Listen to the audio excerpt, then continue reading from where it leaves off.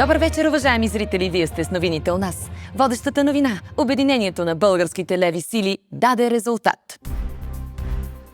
Социалисти, комунисти, поддръжници на Русия, приятели на Си Цзинпин, братя и сестри на Ким Чен Ун и Мая Манолова успяха да съберат достатъчно гласове, за да съставят правителство, което да работи за една справедлива България.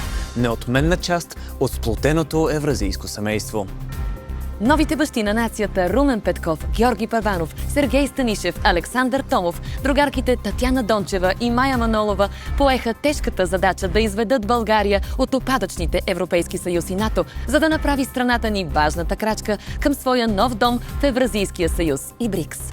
Плановете на политиците разчитат на твоето бездействие. Развали им схемата.